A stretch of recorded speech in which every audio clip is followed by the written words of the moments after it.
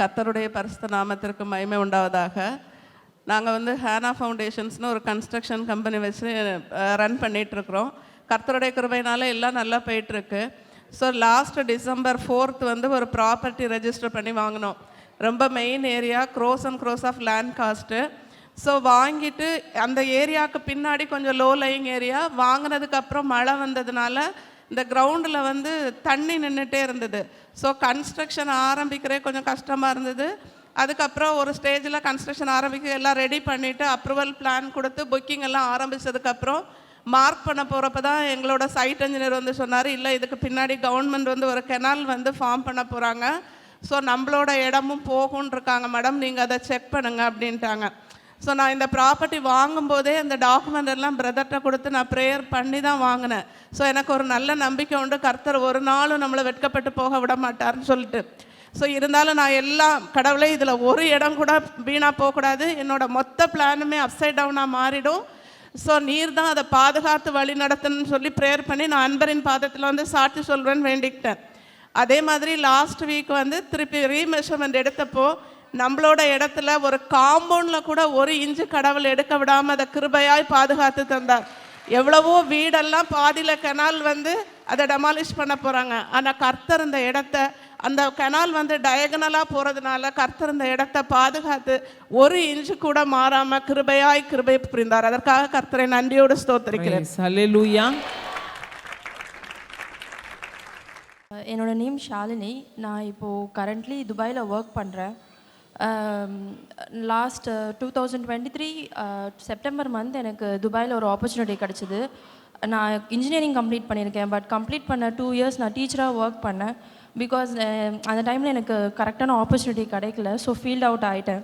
But அந்த டைமில் எனக்கு கிடைச்ச ஆப்பர்ச்சுனிட்டி யூஸ் பண்ணணும்னு சொல்லிட்டு துபாயில் போன ஜாயின் பண்ண அன்றைக்கே எனக்கு என்ன சொல்லிட்டாங்கன்னா, நீங்கள் இப்போதைக்கு சேல்ஸில் ஒர்க் பண்ணுங்கள், ஸோ எங்களுக்கு சேல்ஸில் தான் வேக்கன்சி இருக்குது. பட் என்னை ரெக்ரூட் பண்ணது வந்து இன்ஜினியரிங் பொசிஷன், அசிஸ்டன்ட் பிளானிங் இன்ஜினியராக ரெக்ரூட் பண்ணாங்க.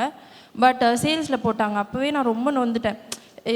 ஏசப்பா என்னப்பா, நான் 2 வருஷமாக நான் ஃபீல்ட் அவுட் ஆனேன், பட் இப்போயும் திருப்பி எனக்கு இந்த மாதிரி வேறு ஃபீல்டில் கொடுத்துருக்கீங்க அப்படின்னு சொல்லிட்டு ரொம்ப ஃபீல் பண்ணி ப்ரேயர் பண்ணேன். பட் இருந்தாலும் ஓகே, நமக்கு கொடுத்ததை நம்ம நல்லா ஒர்க் பண்ணணும்னு சொல்லிட்டு நான் டெடிக்கேட்டடாக ஒர்க் பண்ணேன். அங்கே வந்து நான் ஒரு பிலிப்பைன்ஸ் லேடி கீழே ஒரு அசிஸ்டண்ட்டாக போனேன். அவங்க வந்து என்னை ரொம்ப டார்ச்சர் பண்ணாங்க. டெய்லி ஆஃபீஸில் ஒர்க் பண்ண முடியாமல், எனக்கு கரெக்டாக ட்ரைனிங் கொடுக்காம என்னை வந்து கம்ப்ளைண்ட் பண்ணாங்க ஹையர் அஃபிஷியல்ஸ் கிட்ட. நானும் கம்ப்ளைண்ட் பண்ணேன், என்னால் முடியல. நானும் ரொம்ப பொறுமையாக போய் சரி ஒரு கட்டத்தில் எனக்கு இந்த வேலையே வேணான்னு சொல்லிட்டு ஹெச்ஆர் கிட்ட போய் சொல்லிடலான்றது சுச்சுவேஷனில் வந்துட்டேன். லாஸ்ட் ஜனவரி 2024 ஜனவரி அந்த சுச்சுவேஷனில் இருந்தேன். அப்புறம் நான் போகிறதுக்கு முன்னாடி ஹெச்ஆரே கால் பண்ணி அவங்களுக்கு எல்லா பிரச்சனையும் தெரிஞ்சு என்னை கூப்பிட்டு பேசினாங்க. அப்போ நான் என்ன நடந்தது எல்லாமே சொன்னேன். 4 மந்த்ஸாக நான் இந்த ப்ராப்ளமில் இருந்தேன். அப்புறம் நான் சொன்னேன், நீங்கள் டெர்மினேட் பண்ணாலும் பரவாயில்ல, நான் போகிறேன், நான் எங்கள் சென்னைக்கே போகிறேன்னு சொன்னேன். இல்லை அவங்களும் தமிழ் தான் ஹெச்ஆரும். ஸோ நீங்கள் இன்ஜினியரிங்காக தானே வந்தீங்க, நீங்கள் இன்ஜினியர் பொசிஷன்லேயே ஒர்க் பண்ணுங்கள், எனக்கு ஒரு ஆப்பர்ச்சுனிட்டி கொடுத்தாங்க, இங்கே நீங்கள் உங்களை ப்ரூவ் பண்ணுங்கள் அப்படின்னு சொல்லிட்டு எனக்கு அந்த ஆப்பர்ச்சுனிட்டி கொடுத்த இடத்துல நான் வந்து ரொம்ப ஹார்ட் ஒர்க் பண்ணி டெடிக்கேட்டிவாக ஒர்க் பண்ணேன். அந்த இடத்துல நான் யார் முன்னாடி தலை குனிஞ்சனோ, யார் என்னை இந்த பொண்ணை டெர்மினேட் பண்ணுங்கள், இந்த பொண்ணு ஃபிட் ஃபார் நத்திங்னு சொன்னாங்க, அவங்க முன்னாடியே அவங்க ஆப்போசிட் பிளேஸ்லேயே எனக்கு ஒரு சீட் கொடுத்து நான் வந்து அவ்வளோ உயர்வாக கர்த்தரோட பிள்ளை வெட்கப்பட்டு போவதில்லைன்ற ஒரு சாட்சிக்கு நான் அந்த இடத்துல இருந்தேன். அது மட்டும் இல்லாமல் இன்னொரு அடிஷ்னல் அட்வான்டேஜாக எனக்கு, நான் இப்போ துபாயிலேருந்து நான் வந்தேன், இந்த வீக் தான் வந்தேன். வரதுக்கு முன்னாடி என் கையில் ப்ரொமோஷன் ப்ளஸ் இன்க்ரிமெண்ட் கொடுத்தாரு. கர்த்தருடைய நாமத்துக்கு ஸ்தோத்திரம். Thank you Jesus. ஹல்லேலூயா.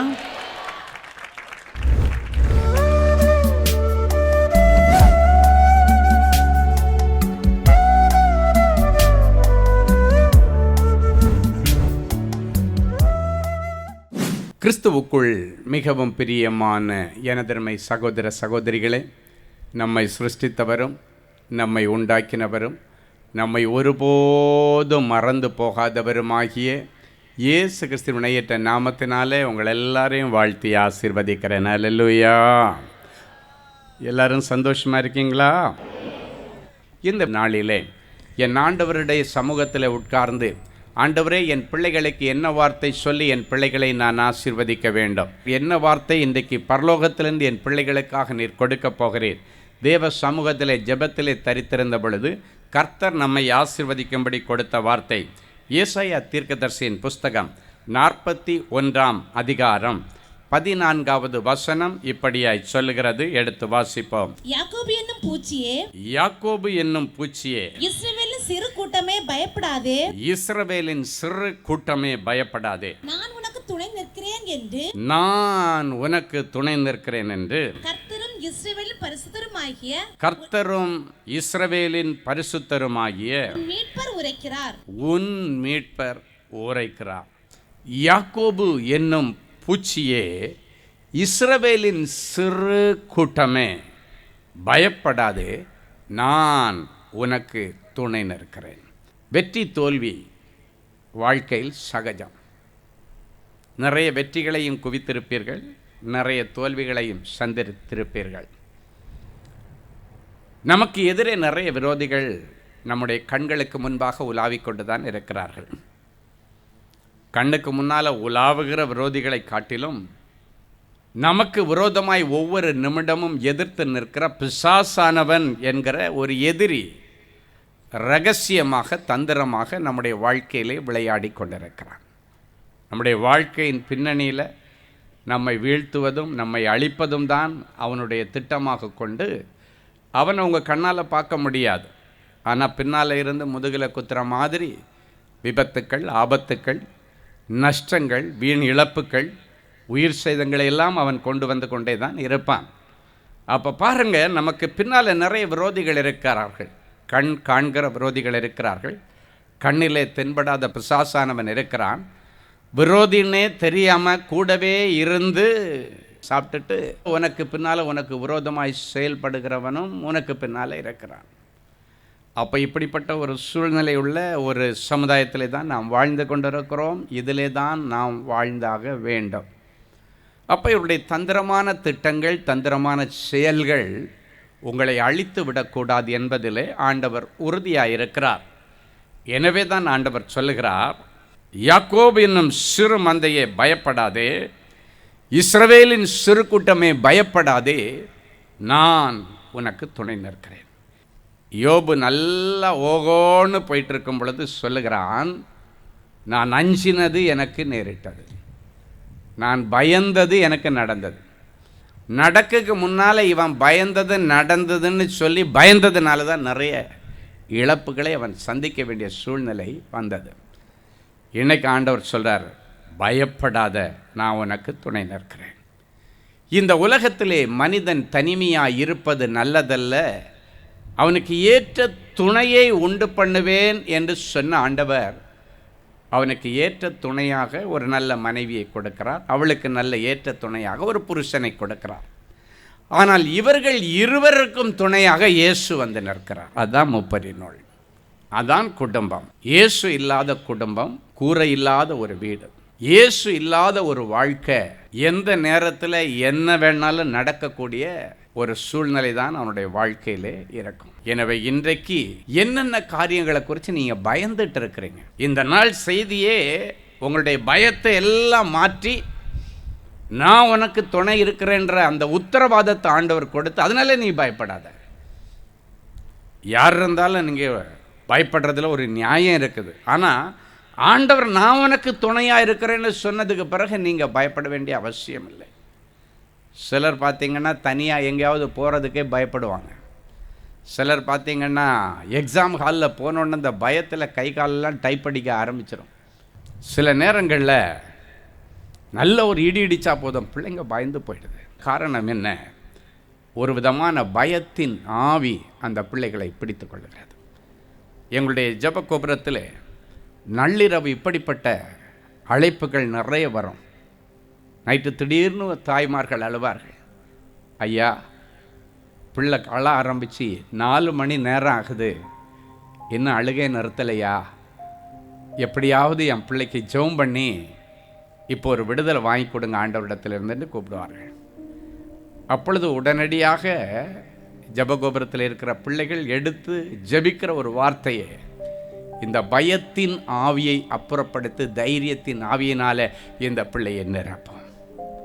இந்த பிள்ளையை பயமுறுத்தி கொண்டுகிற பயத்தின் ஆவியை வெளியேற்றும். பல மணி நேரமாக அழுகிற அந்த பிள்ளைகள் இந்த வார்த்தையை கேட்ட உடனே அப்படியே அழுகை நிறுத்திட்டு அமைதியாக தூங்கிடும். ஆண்டவருடைய வார்த்தையில் அவ்வளவு வல்லமை இருக்கிறது. பிசாசை எதிர்த்து நிற்பதற்கு ஆண்டவர் நமக்கு கொடுத்திருக்கிற ஒரு நல்ல ஆயுதமே ஆண்டவருடைய வார்த்தைகள், இயேசுவின் இரத்தம், ஆண்டவருடைய நாமம். இதை சொன்னால் மட்டும்தான் அது புறப்பட்டு போகும். அவங்க அவ்வளோ முயற்சி செய்தாங்க, அழுகை நிறுத்த முடியலை. ஒரு வசனம் போன உடனடியாக பயத்தின் ஆவி வெளியேறுகிறது. அந்த பிள்ளை அழகாக அந்த தாயினுடைய மடியிலே படுத்து தூங்குகிறது. ஸோ இன்றைக்கி இந்த பயத்தினுடைய சீரியஸ்னஸை நீங்கள் தெரிஞ்சுக்கணும். இந்த பயம்தான் ஒரு மனுஷனை மன அழுத்தத்திற்கு நேராக கொண்டு போகிறது. டிப்ரெஷன் என்று சொல்லுவார்கள். இன்றைக்கி சின்ன பிள்ளைகள் கூட ரொம்ப டிப்ரெஷனில் போயிடுது. அம்மா ஏதாவது சொன்னால் அந்த பிள்ளைகளுக்கு கோபம் வந்துடுது. பிள்ளைகள் அதை பெரிய அம்மா என்னமோ பெரிய கொடுமைப்படுத்துகிற மாதிரி நினச்சிக்கிட்டு இருக்கிறாங்க. சிறு குழந்தைகள் முதற்கொண்டு பெரியவர்கள் வரைக்கும் இன்றைக்கி அந்த டிப்ரெஷன் என்கிற அந்த மன அழுத்தத்தை கொண்டு வருகிற ஆவி சிறு குழந்தைகள் முதற்கொண்டு மாணவர்கள், மாணவிகள், பெரியவர்கள் எல்லார் மேலேயும் தாராளமாக செயல்பட்டு கொண்டிருக்கிறது. அதை தான் ஆண்டவர் இன்னைக்கு துரத்த போகிறார். ஏன்னா அவருடைய எதிர்காலத்தை அது பாழாக்கி கொண்டிருக்கிறது. அவருடைய முன்னேற்றத்தை அது தடை செய்து கொண்டிருக்கிறது.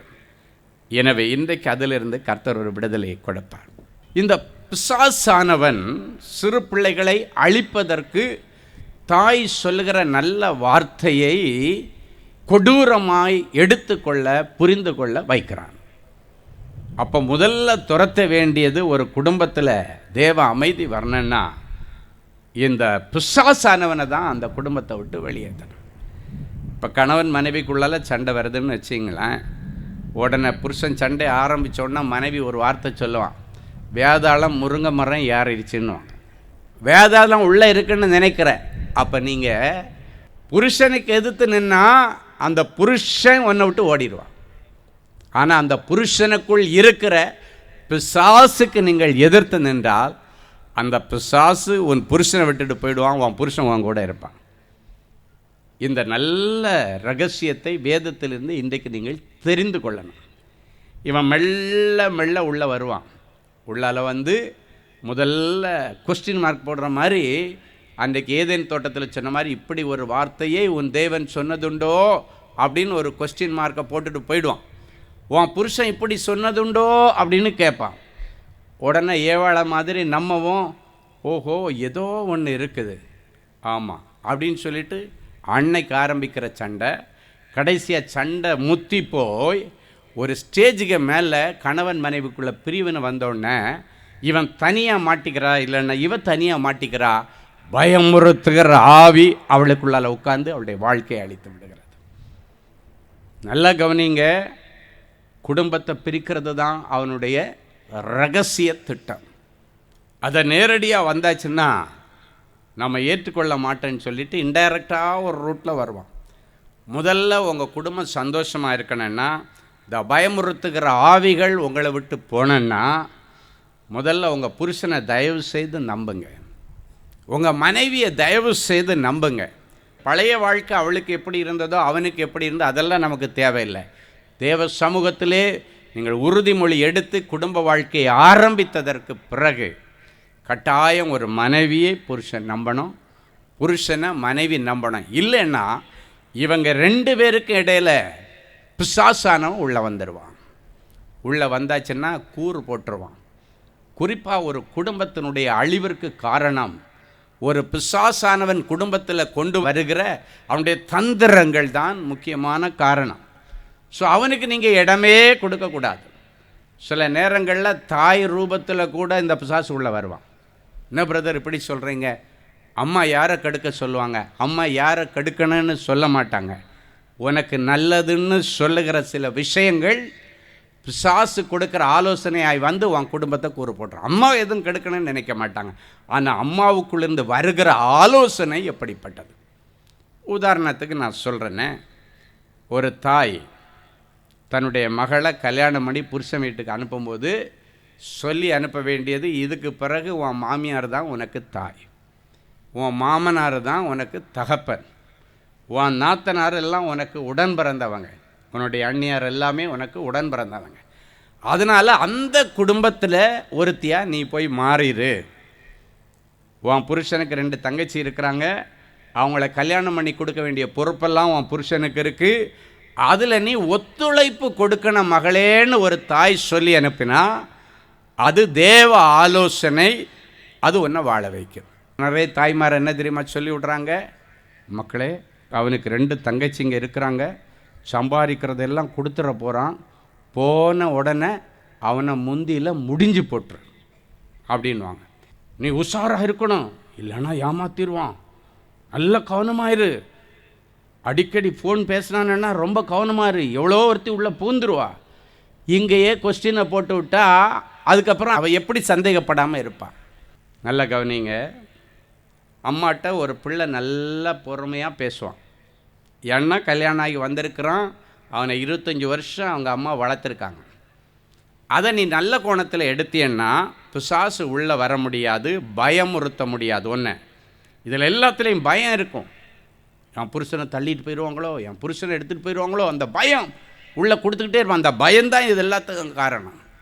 இப்போ நல்ல கவனிங்க, அவங்க அம்மாட்ட அவன் மனசு விட்டு ஒரு 15 நிமிஷம் பேச விட்டிங்கன்னா அவன் வேலைக்கு போயிட்டு வந்த டென்ஷன்லாம் அவங்க அம்மாட்ட கொட்டி தீர்த்துருவான், ரிலாக்ஸாக இருப்பான், அவங்ககிட்ட நல்லா பழகுவான்.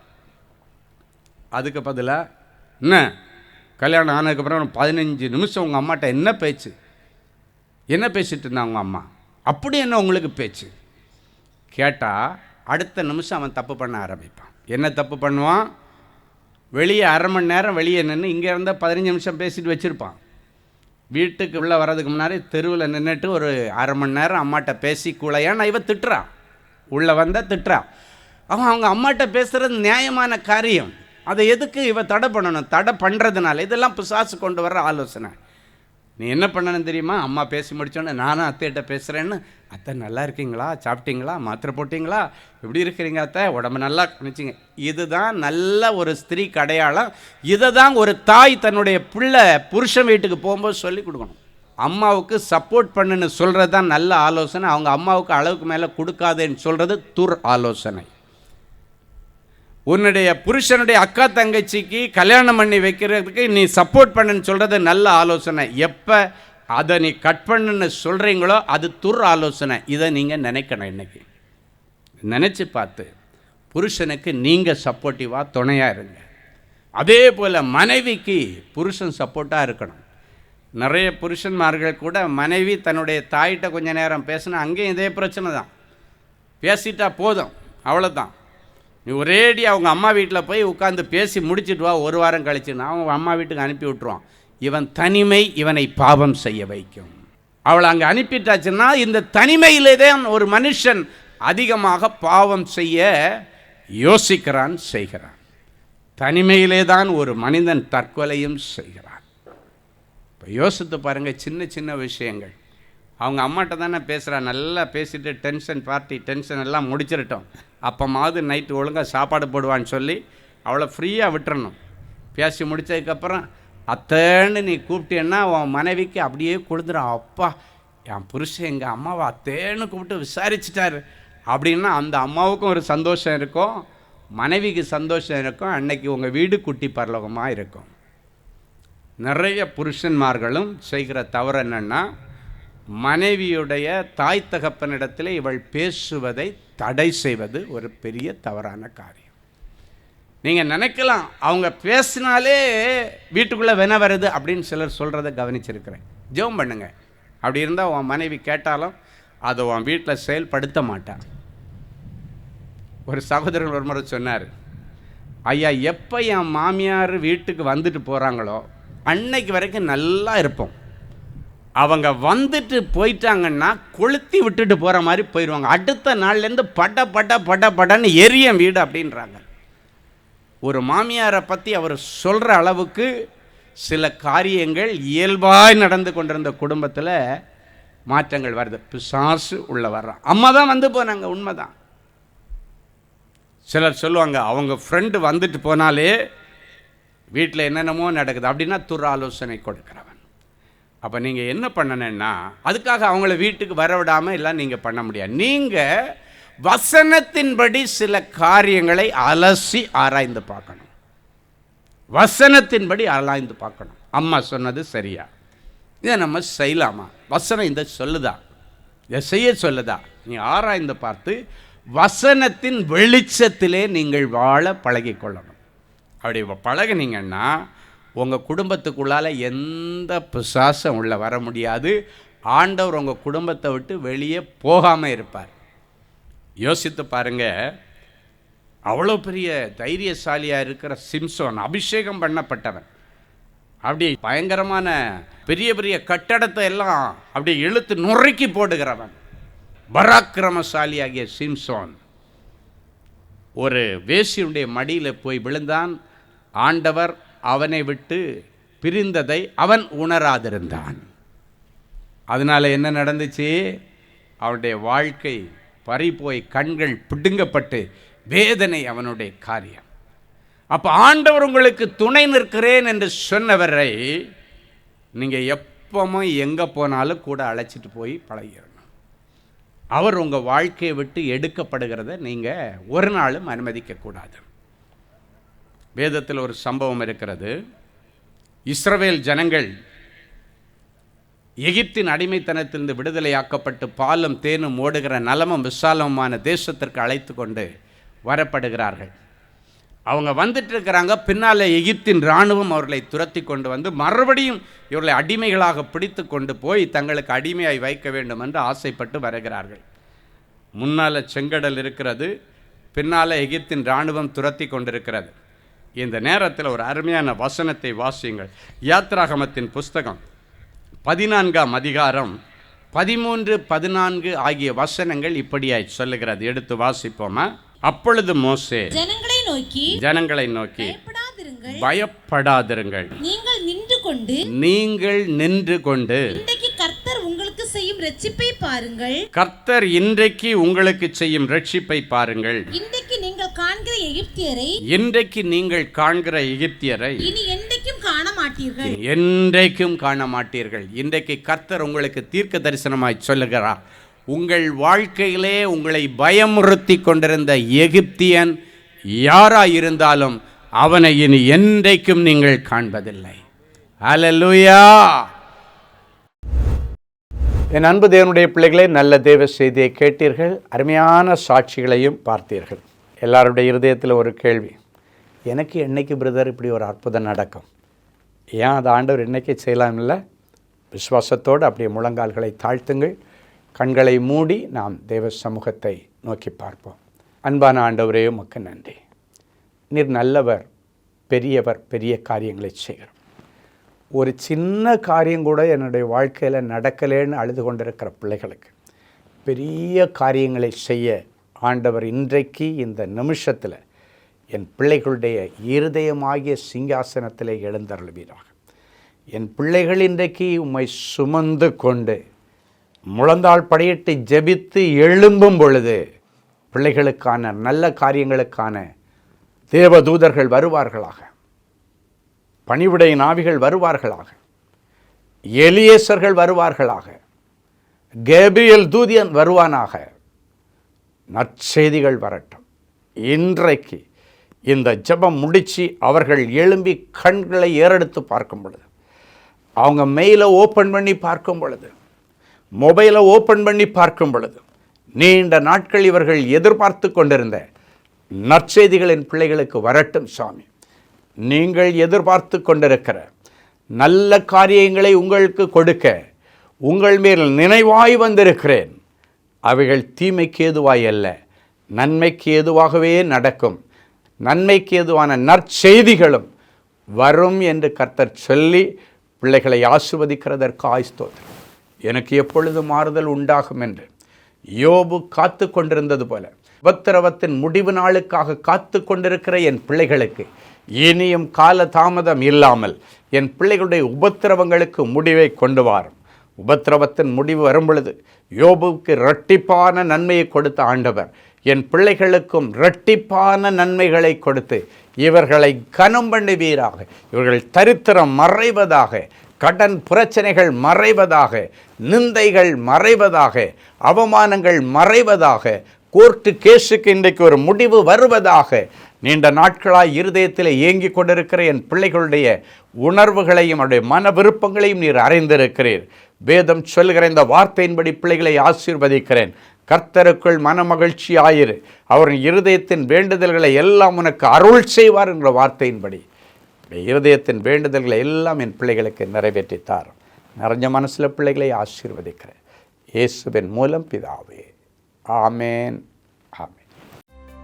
கிறிஸ்துவுக்குள் அன்பானவர்களே, ஆண்டவராகிய இயேசு கிறிஸ்துவின் இனிய நாமத்தில் அன்பின் வாழ்த்துக்கள்.